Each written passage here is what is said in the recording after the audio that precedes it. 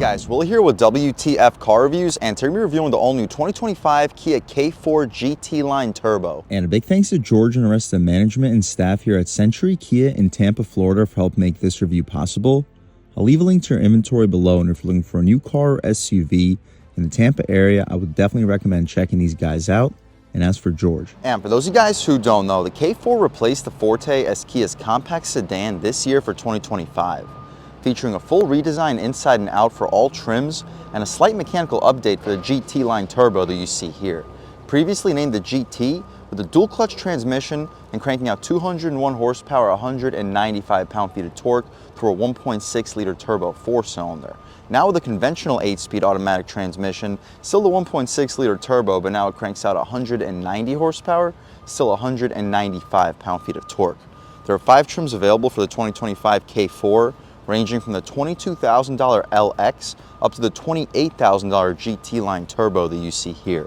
What else do we get for that money? Let's jump right in. So up front, we get the orange daytime running lights, pretty much a staple through Kia's lineup right now, with the dual LED headlamps with a high and low beam, with like a 6-piece side runner for the low beam right next to it. We get full front parking sensing, forward-facing camera, and a 360 for this technology package, which it's about $2,000, but I think it's just about a must-have on the sports sedan. We get a panel down below housing our advanced safety features and just an overall really clean-looking front styling. Reminds me of the outgoing Stinger that was previously my favorite Kia out on the road today. The wheel and tire setup reminds me a lot of the Hyundai N-Line cars. They are 18-inch rims wrapped in Kumho Solus Majesty all-season tires. Dimensions are 235/40 R18s. We'll see how the 40 sidewall tires keep the ride quality, and we'll see how the 235 wide tires put this near 200 horsepower and 200 pound-feet of torque to the ground.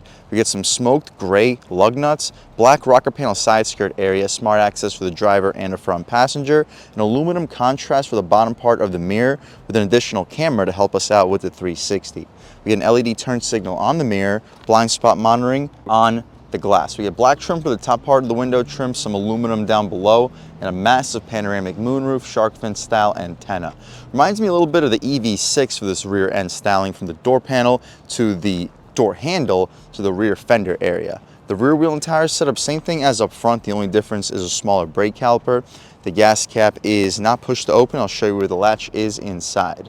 The taillights are also LED. We have full rear parking sensing. Shout out Century Kia in Tampa, Florida for helping make this review possible. I like how the running lights just about connect towards the center. Our GT Line badge on the right side. There's nothing here that says turbo. The only way to tell this is a turbo are the dual tips in the right corner with a reverse light in the center and a pretty aggressive rear diffuser. But speaking of the exhaust tip, let's fire up this 1.6 liter turbocharged 4-cylinder and hear how she sounds.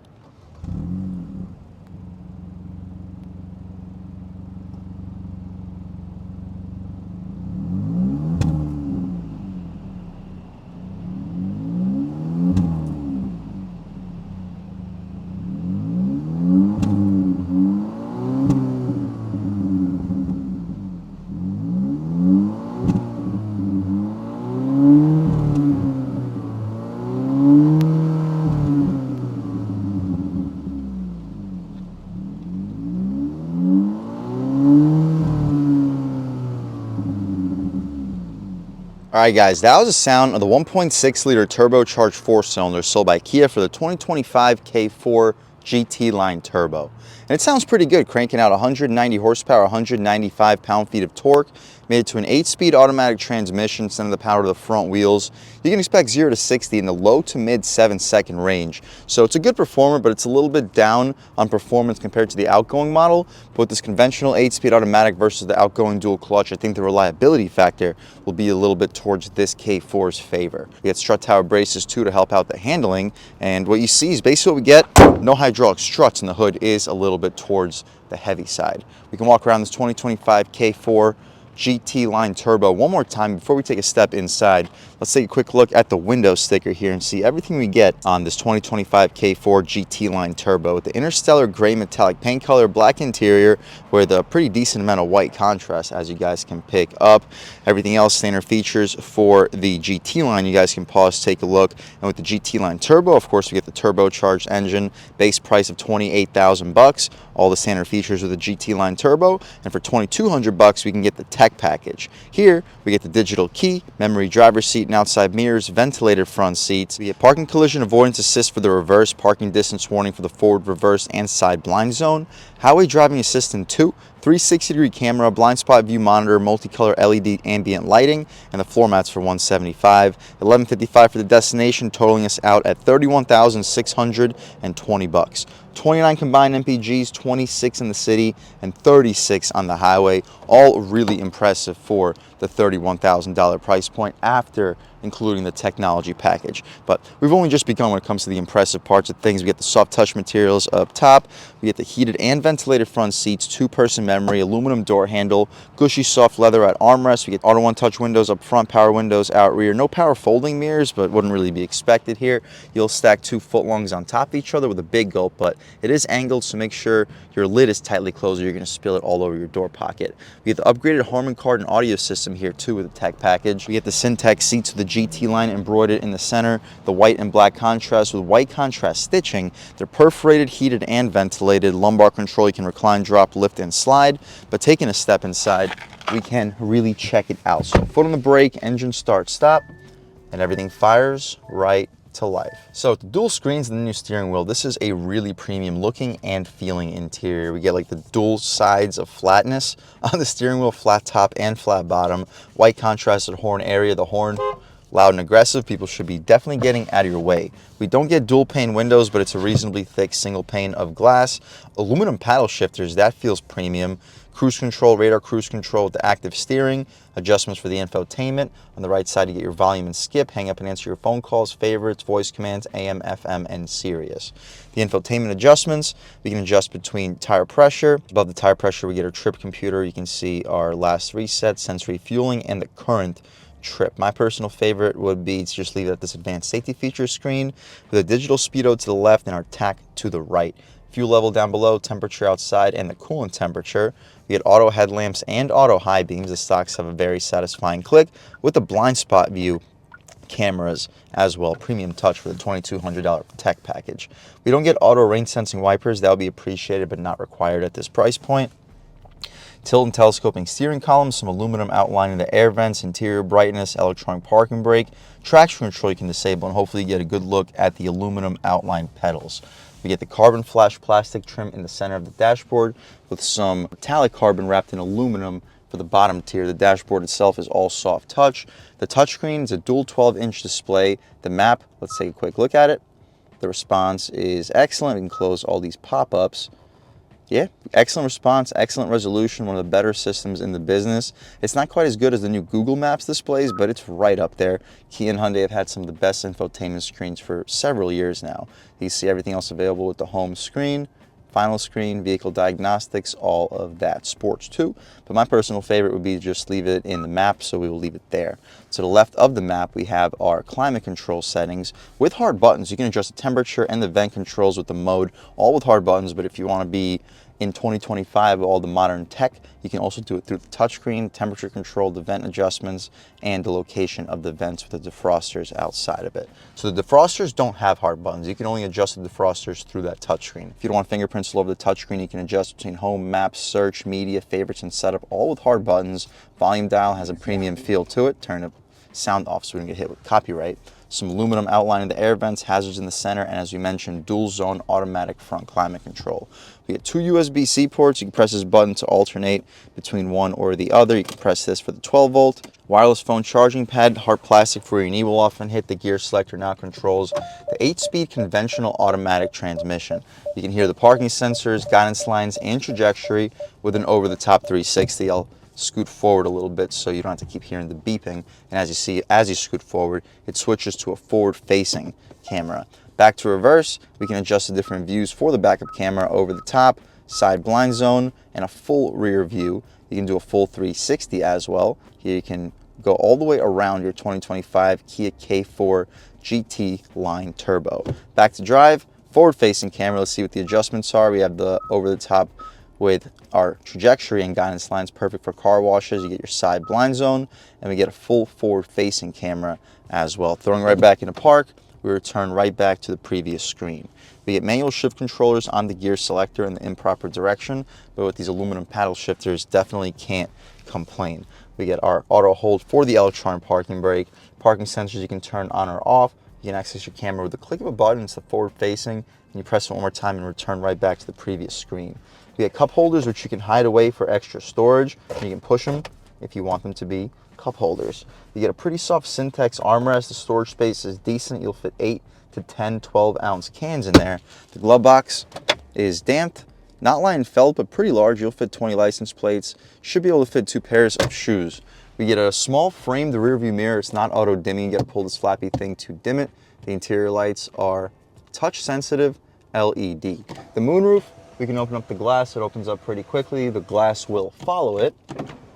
Yeah, so the glass goes on top of the roof, so it does stick out a little bit like a sore thumb, but still nice to be able to open up the roof here in this K4. That's about as far as it opens, towards the end of the front row. We can poke our way out of here. Beautiful day today in Tampa, Florida. It's a little bit cloudy, but 69 degrees according to this 2025 K4. That's about it though, guys, for the front seat at least of this 2025 K4. I'll leave the shade open so you guys can check out how much light is brought into the cabin. But let's hop out into the back seat of this 2025 K4 GT Line Turbo. See how much space is offered back there, as well as the overall quality of the material. So up top, just hard plastic, but we get padding in the center and a padded armrest, power window, aluminum door handle, Harman Kardon speaker. Solid storage compartments, mainly just a cup holder. The second row seats are still the Syntex white and black contrasted, perforated. They're not heated or ventilated in the back, but looks like very decent amount of space. I'm a little bit over 6 feet tall, sitting behind my seat settings, and while I still have like 4 or 5 inches of overall knee room, air vents, 2 USB-C ports, and some storage. We get a cargo net behind the passenger seat. The center cubby has a rope, so it's easy to pull out. Nice soft Syntex. You'll fit 24-ounce bottles, LED interior lights. Hopefully you can pick them up on camera. And a decent amount of light brought into the cabin thanks to this very large panoramic moonroof. Headroom, I have about 1 inch of it, and with about 4 or 5 inches of knee room. Very spacious. If you're under 6'4", 6'5", you should be able to comfortably sit in the back of a K4, which you can't say about every compact sedan. Cargo space, you press this button next to the backup camera and you get a slight electric or hydraulic chute. It's not electric or else it would close for you, but it's just hydraulic and a very large opening. Keep in mind, don't pack anything up higher than this level or the hinges will crush your cargo, but it's a really large cargo space. You should be perfectly fine. I'll leave a link right here, show you exactly how much there is. And if you fold the second row seats down, those wheel wells don't really protrude at all. I'd expect you to fit a 65, maybe even a 70-inch TV through here. Really not something you're saying with just about any other compact sedan. With secret storage around the spare tire, you'll fit quite a bit of secret stuff if need be, with the latches to fold the second row seats up top.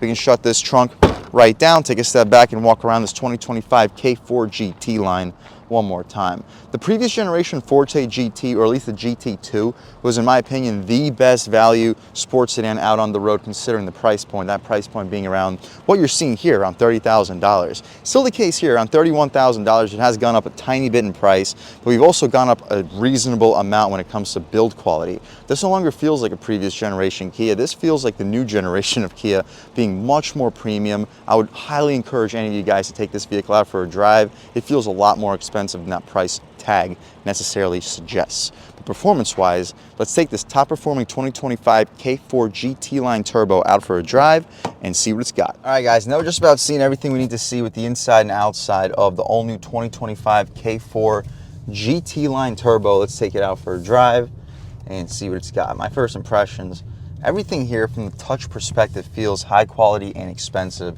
This steering wheel fits your hands just about perfectly. Throttle response is really good in sport. Well, no, we were in normal mode, and that was the throttle response in normal. The brakes feel good. Now we're in sport. We'll see what changes up. Throttle response is even better. Ooh! Good mid-range, and you get a nice surge of power after around 4,000 RPM.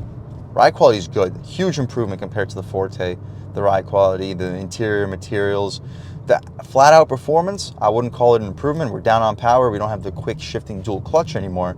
But as a result, it feels so much more premium. You can take a step out here, open her up a little bit, boost, ooh, traction control, but let's go. Yeah, I mean, it gets to speed really quickly. Brakes, again, feel great. Try out these paddles. Rev match downshifts aren't quite as snappy as they were in the previous generation. Throwing it in a little bit quicker than we should. Ooh. Oh, handling is good. Just the front wheel drive here, it's a little bit squirrely to the front wheels, but not as bad as the K5 GT with its 2.5 liter turbo 4-cylinder. Good mid-range power here. And even on concrete pavement, listen, you do hear some road noise, but nothing compared to some of the other compacts in this segment. Remember, this is not considered a premium compact. This is just like an economy level compact. And you're getting some really premium driving dynamics, the materials, and overall performance here for the money. We try out a real world turning radius test. Steering feels a little bit heavier too in sport. And we can try one out off the line. No brake torquing, and we'll take it out of the manual shifts, just throw it in the drive, off the line, on the gas. Boost. Ooh. I mean, it's got plenty of power to break those wheels loose. For that reason, I really don't think you need the 201 horsepower. This 190 feels more than quick enough. Composure over the bumps is a huge improvement to the Forte. We can check out a little body roll test. I'll throw it into this U-turn way quicker than we should. Body roll and true turning radius. But yeah, a little bit of chirp in the front, but the body roll is really limited. And coming out about half throttle. Boost. We can throw it in. Brakes feel good. Yeah, guys, this is a very nimble feeling sports car. Try out these manual shifts onto this multiple lane highway one more time. Start off in first, second gear, on the gas. Boost. Oh, I mean, it's not blowing you away when it comes to performance, but it is a very, very good performer for what you get. One more real world turning radius. Nice. And we can throw it into normal mode. Yeah, throttle gets a little bit number. Steering calms down a decent amount. We can try out this active steering. Take your hands off the wheel. Oh, look at this, through the turn. Through the turn, it confidently sends you all through it. Throwing it in normal mode. Steering, yep, feels a little bit lighter, but still feels good. Everything about this sports car feels really good considering $30,000 with the technology package. We have the upgraded Harman Kardon audio system, dual 12.3-inch screens, heated and ventilated front seats, turbocharged 4-cylinder engine with very good power, and premium materials everywhere you can touch, all while costing just about the same as a base Civic that doesn't even have power seats. If that's what you're looking for, guys, and you want to have a little bit of fun while you drive a little bit of a nicer vehicle at the $30,000 price point, I would 1000% recommend checking out the 2025 Kia K4 GT line, and I would recommend especially checking it out as a turbo and with this technology package. It is 100% worth it. And a big thanks to George and the rest of the management and staff here at Century Kia in Tampa, Florida for helping make this review possible. I'll leave a link to our inventory below, and if you're looking for a new car or SUV in the Tampa Bay area, I would definitely recommend checking these guys out and ask for George. And a huge thanks to all you guys for watching. I had a great time making this video. If you're new to the channel, please subscribe. If you've already subscribed, thank you so much. You guys know the channel is just not possible without you, and I really appreciate the constant support. But again, if you haven't subscribed yet, please subscribe. Leave a like too, it really helps me out. The YouTube algorithm, that's how these videos get promoted to new people. Leave a comment, let me know what you like, let me know what you don't like. Leave a comment, let me know if there's any specific cars, SUVs, or trucks you want to see reviewed on this channel, and I'll definitely try getting those videos for you ASAP. But other than that, again, thank you guys so much for watching, and I hope all of you have a great day.